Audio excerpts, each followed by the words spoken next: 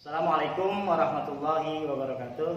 Selamat pagi anak-anakku sekalian, khususnya kelas 8. Pada kesempatan ini, pada pagi hari ini, mudah-mudahan kita semua berada dalam keadaan sehat walafiat dan kita terus semangat untuk belajar walaupun kita masuk di metode yang daring atau online. Baik, kita langsung masuk ke materi di pertemuan yang kedua, yaitu kita akan membahas tentang gaya. Gaya adalah tarikan atau dorongan. Gaya dapat merubah bentuk, arah, dan kecepatan pada suatu benda.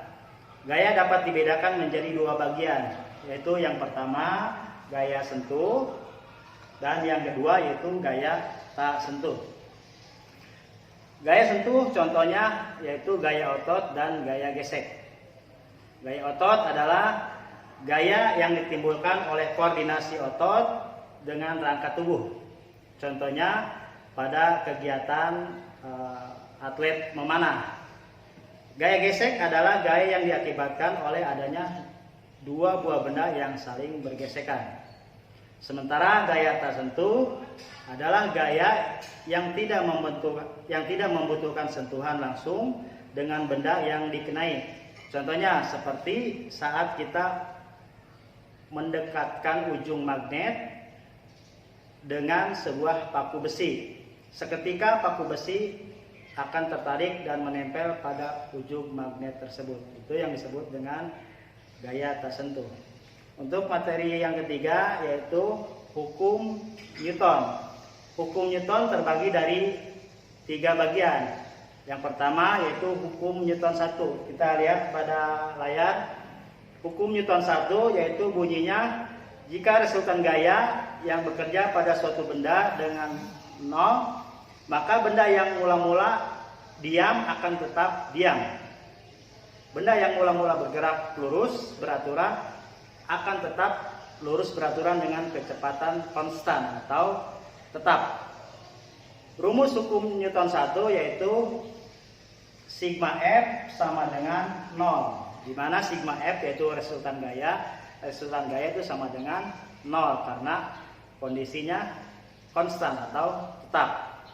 Baik, yang selanjutnya yaitu hukum Newton 2. Kalian lihat pada layar, bunyi dari hukum Newton 2 yaitu percepatan dari suatu benda akan sebanding dengan jumlah gaya atau resultan gaya yang bekerja pada suatu benda tersebut dan berbanding terbalik dengan masanya. Sementara rumus dari hukum Newton 2 yaitu sigma F sama dengan M dikali A. Sigma F yaitu resultan gaya sama dengan massa dikali A. A itu percepatan. Lanjut kita masuk ke poin C yaitu hukum Newton 3. Jika suatu benda memberikan gaya pada benda lain, maka benda yang dikenai gaya akan memberikan gaya yang besarnya sama dengan gaya yang ia terima dari benda pertama, tetapi arahnya berlawanan. Rumus hukum Newton 3 yaitu sigma F sama dengan X dikali N, di mana X yaitu koefisien benda, sementara N yaitu gaya atau Newton. Jadi sigma F sama dengan X dikali N. Mungkin itu saja untuk materi IPA di pertemuan yang kedua. Kita bahas tentang gaya dan hukum Newton.